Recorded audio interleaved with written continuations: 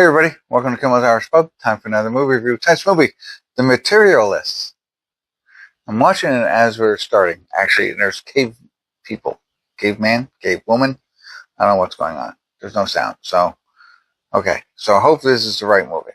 A young, ambitious New York City matchmaker finds herself torn between the perfect match and her imperfect ex. Okay? Um, 6.4 on IMDb, 41,000 people rated so far. Now I see Materialists. Okay, I think I'm watching the right movie. It's kind of weird. Dakota Johnson. I'm not a big fan. I like Madam Web. I do like that movie. So, okay.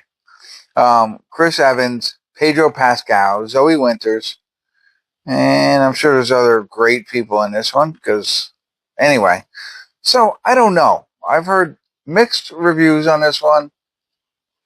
I don't know if this is going to be great or not. Hour and 56 minutes long, but we're going to find out. We're going to find out what I think anyway. That's what's important here. That's why you watch me. All right, I know. Just kidding. I'm just going to check it out and let you know what I think. Stick around. I'll be back.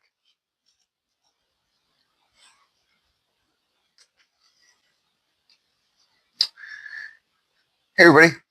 We're at the credits of The Materialists. And as you can probably tell, I'm in a different shirt because I started it last night. I actually quit on it. My son came running down last night. He's here again. Can't keep him out of here. But I actually quit. I actually wasn't going to watch the end of this movie. I was 30 some odd minutes into it. And I was like, I don't like it. I was just not in the right place to watch this movie. Now, it was Sunday night. Met with some people, eat some dinner, and somebody made the suggestion, no, you gotta watch it all the way through. I mean, I can kind of predict where it was going. We got, whatever her name is, Dakota, I forget her name, but she's Dakota Johnson, because the credits are rolling, I can read them. She's a matchmaker in New York, and she's trying to match all these people. That's her job. She just gets people and matches them together so that they can fall in love, and she's like the best at her job. All right. Very similar. I've seen other movies like this before. Even The Wedding Planner, kind of in a sense, right?